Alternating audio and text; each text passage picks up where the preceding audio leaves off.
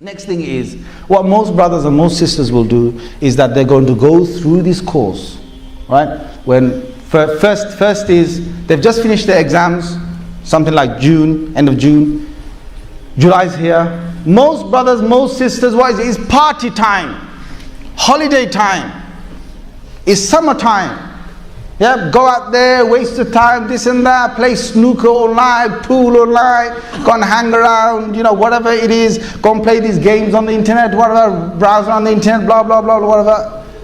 August goes, September goes, all the way till October, then the course starts, you have Freshers Week, all of that. It's like, okay, let it all start, and then September comes and it starts. October comes and it starts. What happens then? They're taking it easy. They're in cruise control. They think it doesn't matter. So October goes. They've just started the course. November goes. And, some tests, this and that, some coursework is coming by December, January. Okay, they're starting to now get a bit serious. Next minute they know it.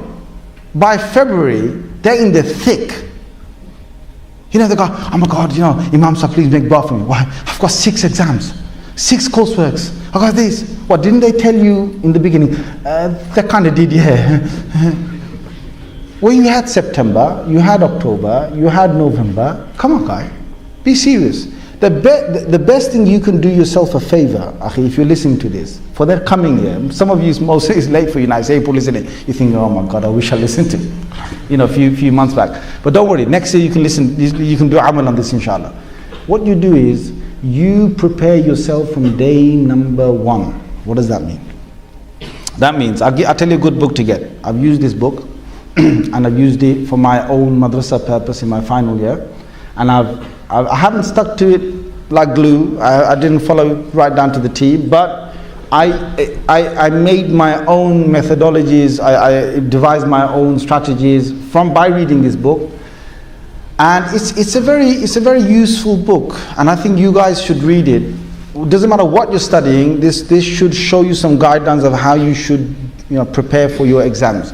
The first preparation is where it's not in March, my friends. It's in September. It's in August. One of the key things that the Islamic fields they teach you is mutala'ah. Then they say muraja'ah. Mutala, mudarasa, then muraja'ah. 3 things. They say before you come to the lesson, you must try and read the subject before the teacher even explains it. This is an old Islamic tradition. In all the madaris, even till today, is continuous.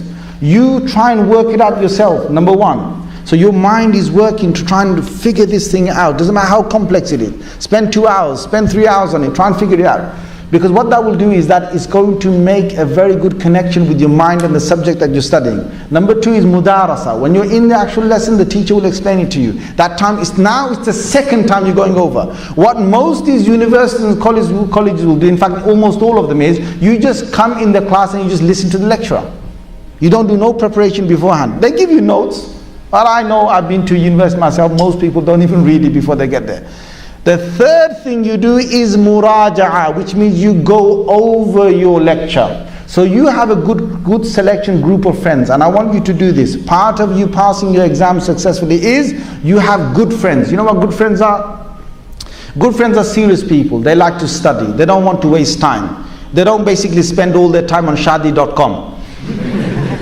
Yeah? And basically browsing around and seeing who's going to be next to take them beloved, from their miseries out and make them, a nice pie in the sky. They don't do that. They don't sit around, saying, yeah, bro, what's up, bro? Yeah, man, got some exam. Feel like a kebab, man. Feel like a kebab.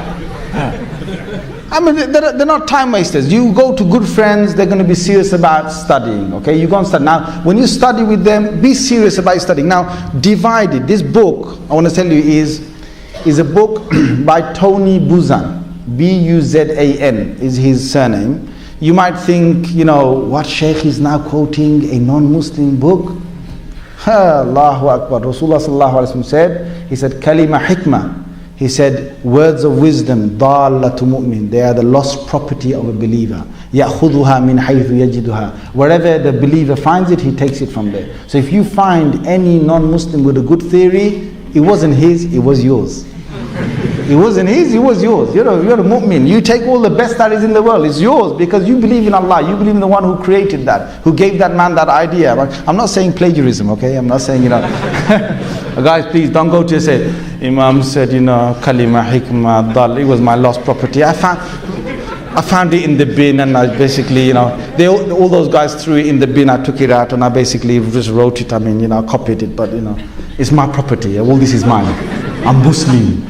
Yeah. But anyway, what you do is get that book, Tony Buzan's book. You will read that book, and in there, what you will find is that he will say that you have to put bite-size memory, right, memorization throughout every day, every week, every month, from the beginning of your studying all the way till the end.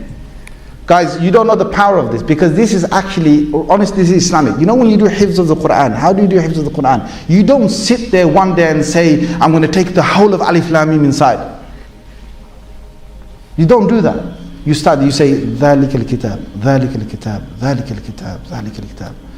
And then you try and move you look at ذَلِكَ الْكِتَابِ ذَلِكَ الْكِتَابِ. You look back into, look out again, and then you do the next bit, bite size. You give yourself breaks. Then what happens is, any person who's memorized any surah would know this. You memorize it today, tell me guys, this is true or not. By tomorrow morning, if you memorize a page of the Quran, something brand new, or half a page of the Quran, by tomorrow morning, you've forgotten quite a bit of it. Yes or no? Yes or no, guys? Come on.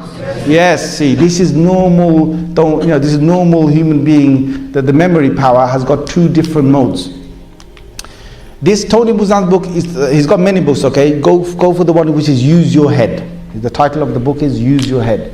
So in that he'll explain to you about the memory itself. Okay, if he doesn't explain that, he'll explain it in Use Your Memory. He's got a second book called Use Your Memory. But don't just buy from Amazon. Okay, and just read or borrow it with each other. Don't go around spending so much money in buying all these expensive books. Just find it second hand, whatever. Just use the information. But Use Your Head should be enough. That was enough for me.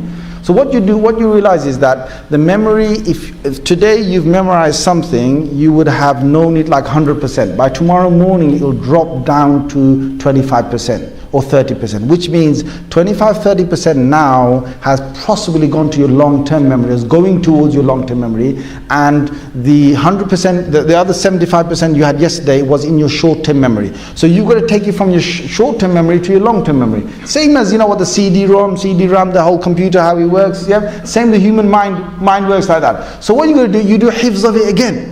You go over again. You say ذَلِكَ الْكِتَابُ لَا رَيْبَ فِيهِ هُدًى لِلْمُتَّقِينَ الَّذِينَ.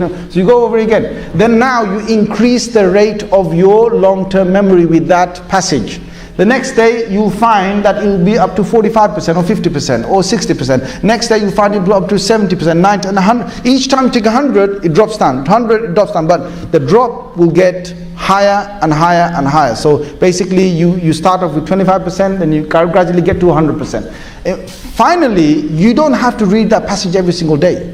What you will do is after a week, you come back to it, you still will know it. But if you leave it for 1 month, you would have forgotten. If you leave it for 2 weeks, you'll forget it. So what you do is you make yourself small bite-sized revisions that you go over and over again and again with key information you need to remember. Now what I'm saying to you guys is, if you've got studying maths, if you're studying economics, what you do is from the beginning of the year, every subject that you do, take the key parts out. You can make mind maps, which he talks about, but you don't have to. You can do it all inside here. When I was studying my final year, I had to devise a way of remembering all the fiqh ikhtilafat. I had to remember in wudu, what did Imam Abu Hanifa say? What did Imam Malik say? What did Imam Shafi say? What did Imam Ahmad ibn Hanbal say? And what was in Sahih al-Bukhari or Sahih Muslim or this and that. So it was a mammoth task. So I devised the thing in my head. This was my personal one. I gave a figure of what I thought was Imam Abu Hanifa in my head, and I made all of them come to this little pond on 4 different corners. All the 4 Imams. Imam Abu Hanifa was dressed in green. Imam Malik dressed in red. Imam Ahmad ibn Hanbal dressed in grey. Imam Shafi dressed in cream. So basically they've all got different colors, so I can identify them, differentiate. And then they're having now, I create a whole story in my head where Imam Abu Hanifa will say, this is fard, and the other one will say, no, this is not fard, and this one will say, okay, this Bismillah, you say, this is Sunnah, and it's all going on. I make a little video in my head.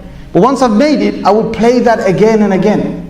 Play that again and again. You know what I'm saying, play again and again? What I mean by this is that I'm going to play this when I'm walking.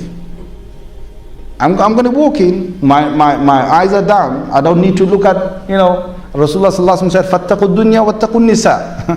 He said, beware of the world and beware of these women. Because once you look at women, that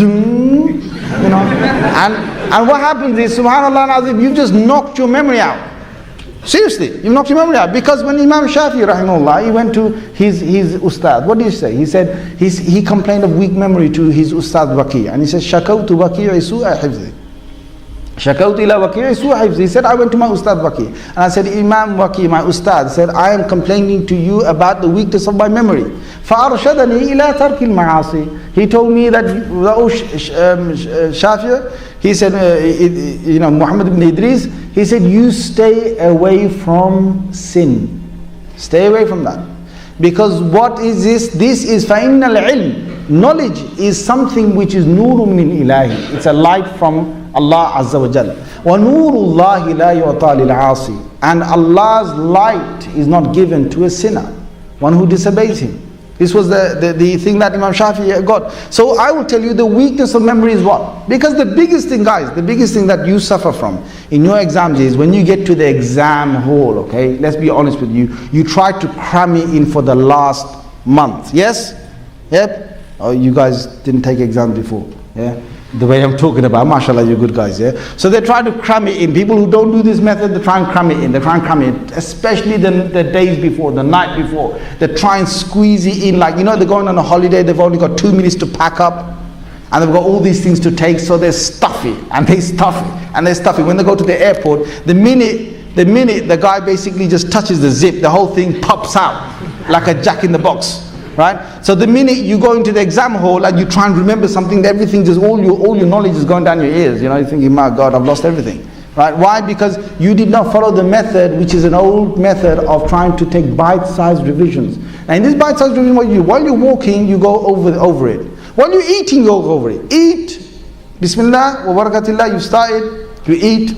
Your mind should be on the bite-sized revision. And what he teaches you is that 45 minutes is the extent to how long you can concentrate properly. After 45 minutes, he says, in his book, he says, go and do some exercise.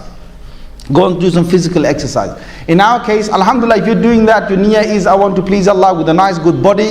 MashaAllah. Yeah? MashaAllah, good, nice, good body. Yeah? Mussalman. Yeah? Yeah, guys. That's it. Yeah? Why not? Allah's given us, a nice, good thing that, some people out there that's quite scared of. And they've got a reason to be scared of this, you know what I'm saying? Mussalman, right? Anyway, you go and do weight training, whatever you want to do, okay? They come 15 minutes, he says, and get back. If you're not going to do that, then, akhi, I'll tell you a better thing to do. Go and read some Quran. Go and get some fresh air. Go and read some Quran. Do some dhikr of Allah. Honestly, this will help you long term. If you do constant bite-sized dhikr of Allah during your whole preparation, Allah will send His angels to you.